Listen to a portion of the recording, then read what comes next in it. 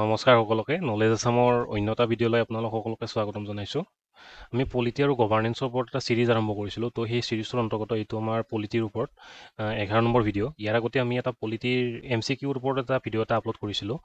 সেই ভিডিঅ'টোত আমি পলিটিৰ বিভিন্ন ধৰণৰ ডাইমেনশ্যন কাভাৰ কৰি কেনেকুৱা ধৰণৰ ভেৰাইটিজৰ বা বিভিন্নতাৰ কুৱেশ্যন আহিব পাৰে তাক আমি কাভাৰ কৰিছিলোঁ। তো আপোনালোকে সেইটো চাই ল'ব পাৰে আৰু তদুপৰি তাত যিবোৰ কুৱেশ্যন ইনক্লুড কৰা হৈছে ইভেন আগতে এক্সামত আহিছেও। তো সেয়েহে এবাৰ আপোনালোকে চাই ল'ব পাৰে যদি ইচ্ছা কৰে। তো আজি আমি এই ভিডিঅ'টোত আমাৰ সংবিধানৰ যি প্ৰস্তাৱনা আছে প্ৰস্তাৱনাৰ বিষয়ে বিতংকৈ অধ্যয়ন কৰিম যে প্ৰস্তাৱনা কি হয়, কেনেকৈ আহিলে, ইয়াত কি লিখা আছে, এই সকলোবোৰ বিষয়ে আমি চাবলৈ চেষ্টা কৰিম ইয়াতে। আমি পোনপ্ৰথমতে এবাৰ আমাৰ সংবিধানৰ প্ৰিএম্বলত যিকেইটা লাইন লিখা আছে সেইকেইটা আমি পঢ়ি লৈছোঁ। আমাৰ প্ৰিএম্বলত এনেকৈ লিখা আছে যে we the people of India having solemnly resolved to constitute India into a sovereign, socialist, secular, democratic republic। এই ছিকুৱেঞ্চকেইটা আপোনালোকে চাই ল'ব যে কোনটো শব্দৰ পিছত কোনকেইটা আছিলে সেইকেইটা আগতে আহিছে। তাৰপিছত and to secure to all its citizen justice, এইকেইটা ইম্পৰ্টেণ্ট পইণ্ট হয় যে জাষ্টিছ কোনকেইটা জাষ্টিছ প্ৰভাইড কৰিছে আমাক, ছ'চিয়েল, ইকনমিক আৰু পলিটিকেল জাষ্টিছ অকল।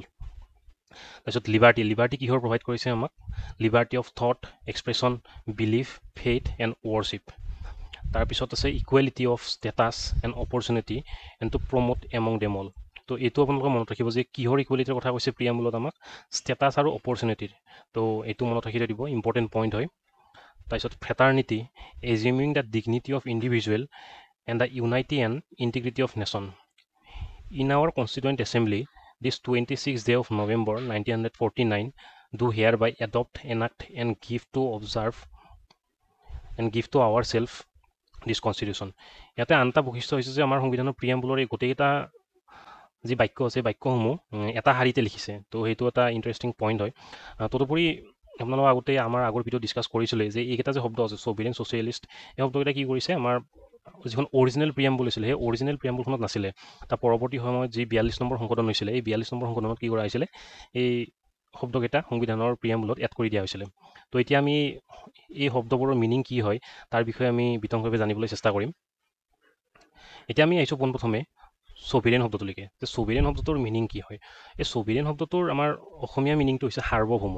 সাৰ্বভৌম এনেকুৱা মিনিঙত হয় যে যদিহে এখন দেশ সাৰ্বভৌম বুলি নিজকে ডিক্লেয়াৰ কৰে তেতিয়াহ'লে তাৰ সেই দেশখনৰ যি নীতি নিয়মেই হওক বা কোনো বহিৰাগত ৰাষ্ট্ৰৰ লগত তাৰ কেনেকুৱা ধৰণৰ সম্পৰ্ক সেই ৰাষ্ট্ৰখনে মেইনটেইন কৰিব, সেই সকলোবোৰ ফেক্টৰ কি কৰিব, সেই দেশখনৰ যি চৰকাৰ থাকিব সেই চৰকাৰে ডিচাইড কৰিব।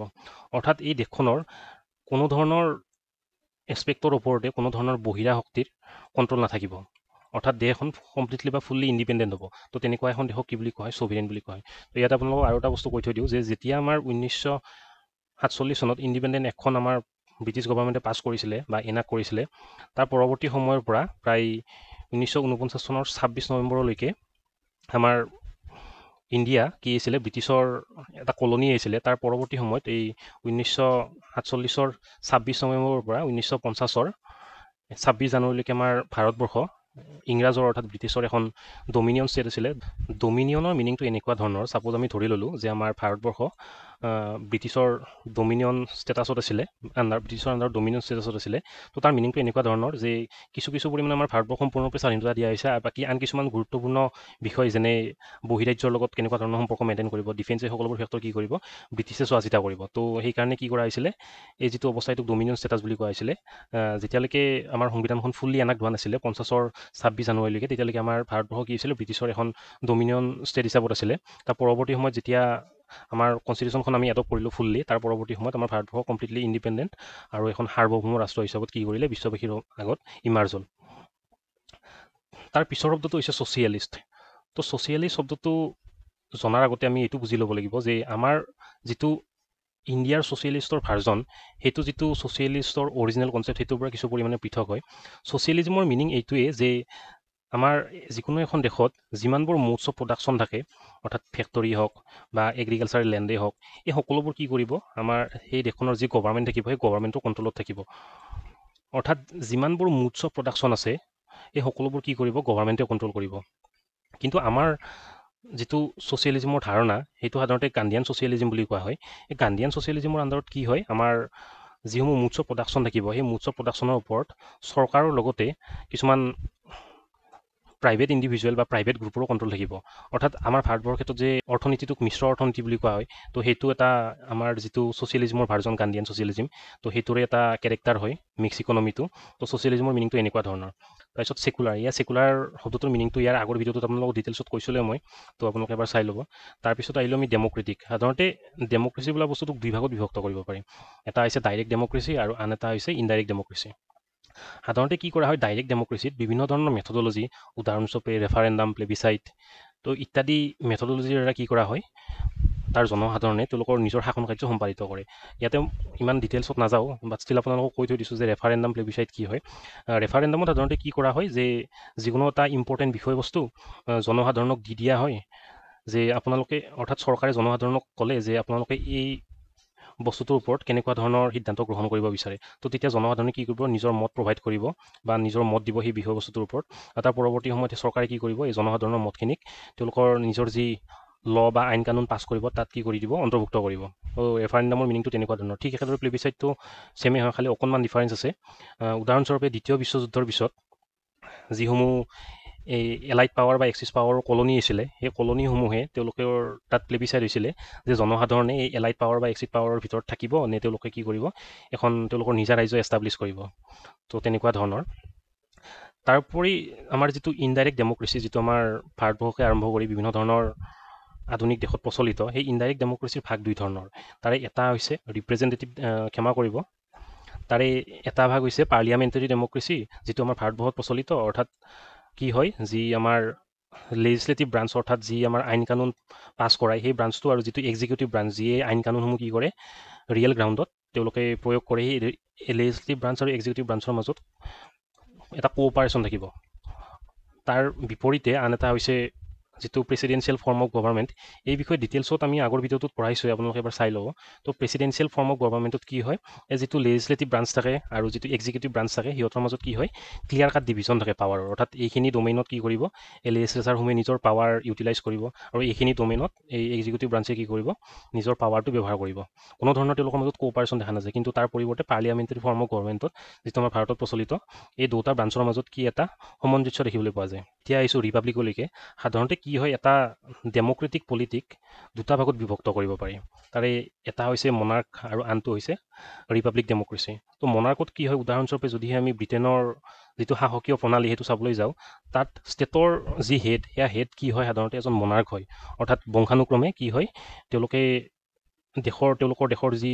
সৰ্বোচ্চ পদ সেই পদটোত অধিষ্ঠিত হয় কিন্তু তাৰ পৰিৱৰ্তে যদিহে আমি আমেৰিকাত চাবলৈ যাওঁ তো তাৰ যিজন দেশৰ সৰ্বোচ্চ পদবীধাৰী ব্যক্তি তেওঁক সাধাৰণতে ইলেক্ট কৰা হয় তো সেয়েহে সেইটো কি বুলি কোৱা হয় ৰিপাব্লিক বুলি কোৱা হয় তাৰপিছত ইয়াতে আমাৰ জাষ্টিছৰ বিষয়ে মেনশ্যন কৰাই আছে তো ইয়াত আপোনালোকক মই এইকেইটা মনত ৰাখিব কৈছিলোঁ যে কোনকেইটা জাষ্টিছ বা কোনকেইটা ন্যায়ৰ বিষয়ে উল্লেখ কৰা আছিলে ছ'চিয়েল ইকনমিক আৰু পলিটিকেল তাৰপিছত আমি আহিছোঁ লিবাৰ্টি মানে কি এক প্ৰকাৰৰ স্বাধীনতা অৰ্থাৎ আমাৰ গভাৰ্ণমেণ্টে আমাৰ জনসাধাৰণৰ তেওঁলোকৰ নিজৰ যি পটেঞ্চিয়েল বা সাম্ভাৱ্য শক্তি সেই শক্তিসমূহৰ বিকাশৰ কাৰণে তেওঁলোকক কি কৰিব সম্পূৰ্ণৰূপে ফ্ৰীডম বা স্বাধীনতা দি দিব তো এইটো হৈছে লিবাৰ্টি তাৰপিছত ইকুৱেলিটি মানে কি হয় যে সকলোকে সমান ধৰণে গভাৰ্ণমেণ্টে কি কৰিব ট্ৰিট কৰিব তাৰপিছত আহিছোঁ আমি ফ্ৰেটাৰ্নিটি মানে কেনেকুৱা ধৰণৰ ভাতৃত্ববোধ ইয়াৰ মূল উদ্দেশ্য এইটো হৈছিল যে আমাৰ দেশখনৰ যিটো ছলিডেৰিটি বা একাত্মতাবোধ সেই একাত্মতাবোধটো মেইনটেইন কৰি ৰখাৰ কাৰণে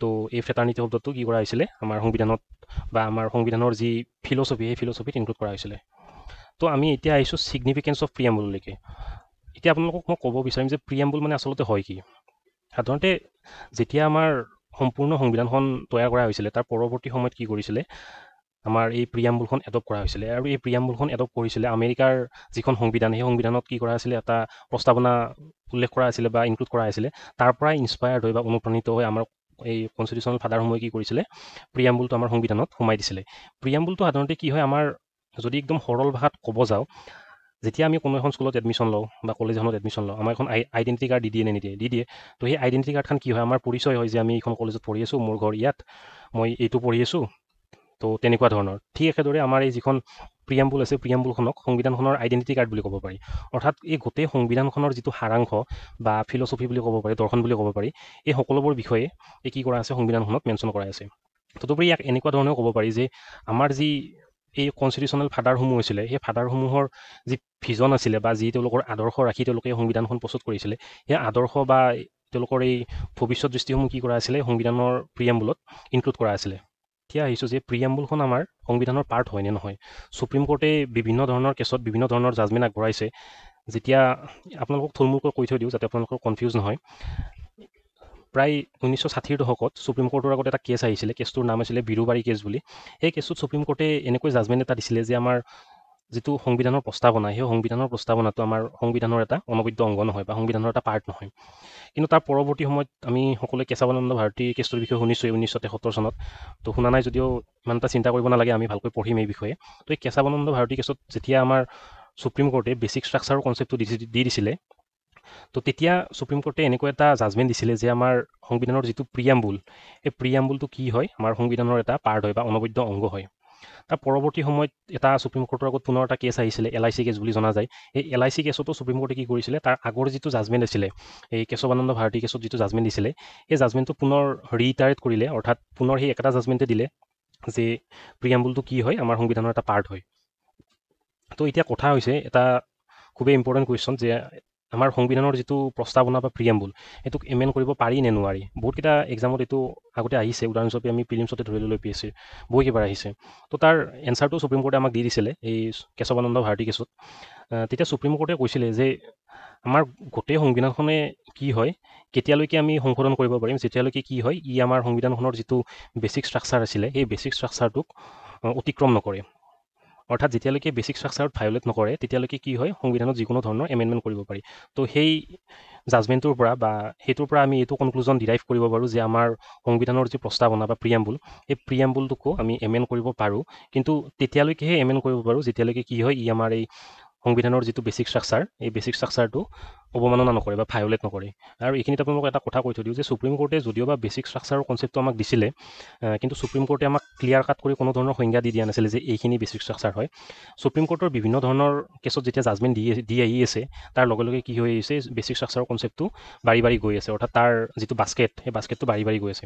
উদাহৰণস্বৰূপে এটা সময়ত কি আছিলে ৰাইট টু প্ৰাইভেচি যিটো আমাৰ ফাণ্ডামেণ্টেল ৰাইট সেইটো বেছিক ষ্ট্ৰাকচাৰ আণ্ডাৰত পৰে। তাৰ পৰৱৰ্তী সময়ত সুপ্ৰিম কোৰ্টে এটা জাজমেণ্টত উদাহৰণস্বৰূপে আমাৰ 2015 চনত যেতিয়া আমাৰ NDA চৰকাৰে কি কৰিছিলে নেশ্যনেল জুডিচিয়েল এপইণ্টমেণ্ট কমিটি নামৰ এখন কমিটি গঠন কৰিবৰ কাৰণে সংবিধান সংশোধন কৰিব বিচাৰিছিলে, তেতিয়া সুপ্ৰিম কোৰ্টে সেইখন কি কৰিছিলে ষ্ট্ৰাক ডাউন কৰি আন এটা বেছিক ষ্ট্ৰাকচাৰৰ কনচেপ্ট দিছিলে যে জুডিচিয়েল ইণ্ডিপেণ্ডেঞ্চ কি হয় আমাৰ সংবিধানৰ এটা বেছিক ষ্ট্ৰাকচাৰ হয়। তো তেনেকুৱা ধৰণৰ সময় সাপেক্ষে কি কৰি আহিছে সুপ্ৰিম কোৰ্টে বেছিক ষ্ট্ৰাকচাৰৰ যিটো ডায়মিটাৰ বা পেৰিফেৰি সেই পেৰিফেৰিটো বঢ়াই আহি আছে। তো আজিলৈ ইমানখিনিয়ে আছিলে। যদি সেই ভিডিঅ'টো ভাল লাগিছে তেতিয়াহ'লে লাইক শ্বেয়াৰ আৰু ছাবস্ক্ৰাইব কৰি দিব। তো নেক্সট আমি পৰৱৰ্তী ভিডিঅ'ত আকৌ লগ পাম। ধন্যবাদ।